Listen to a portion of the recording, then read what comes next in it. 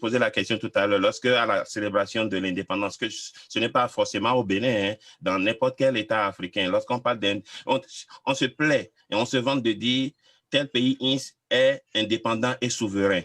Est-ce que factuellement, cela est correct? Ça dépend de ce que vous mettez dans souveraineté, ça dépend de ce que vous mettez dans indépendance. Pour ma part, moi, je me définis comme un afro-rationaliste. Chercher des solutions rationnelles aux problèmes africains. C'est ça. Et en matière de souveraineté, ce qu'il faut garder à l'esprit, c'est que il ne s'agit pas d'un concept binaire, c'est-à-dire on est souverain ou on n'est pas souverain. Mais c'est plutôt un concept élastique, si vous voulez. Il y en a qui sont plus souverains que d'autres. Et donc, le défi pour chaque pays, c'est toujours de maximiser son degré de souveraineté. C'est de ça qu'il s'agit. C'est de maximiser le degré de souveraineté. Parce que la souveraineté, le concept né en 1648, bon, c'était dans un contexte donné.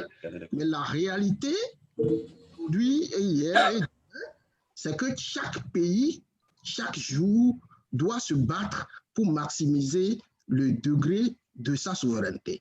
Prenez, je vais vous donner un petit exemple. Si vous comparez la Belgique à nos pays, la Belgique est un pays souverain. D'accord? Je vais vous donner un exemple où les États-Unis ont demandé à la Belgique de changer une de leurs lois qui aurait permis d'arrêter un général américain dans les années 2000 en pleine guerre d'Irak. La Belgique a résisté et il a fallu 2 coups de fil. Et en une semaine, le Parlement belge s'est réuni, la loi a été changée. Est-ce que ça veut dire que la Belgique n'est pas un pays souverain? Donc, la souveraineté, c'est un concept élastique. Il y en a qui sont plus souverains que d'autres. Vous pouvez maximiser votre degré de souveraineté et c'est ça notre défi. Ça devrait être ça notre défi.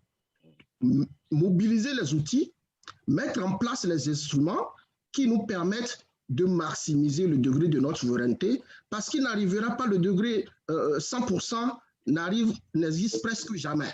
Même les États-Unis aujourd'hui, il y a quelques mois, Trump a annoncé que les États-Unis, les troupes américaines quitteraient la Syrie. C'était une demande de la Russie qui a insisté, qui s'est battue et qui a fini par obtenir cela. Est-ce que les États-Unis ne sont pas souverains? Et donc, c'est pour vous dire, ce sont ces concepts, approchons-les avec beaucoup plus de réalisme.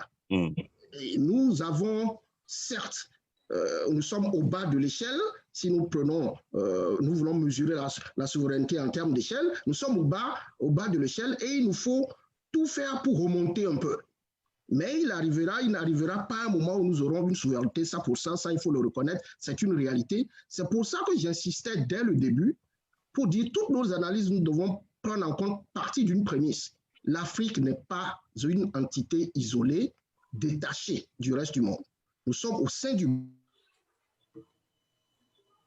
monde. Nous voulons réclamer notre souveraineté, ça devrait être vis-à-vis des grands acteurs qui définissent les règles du jeu dans le système.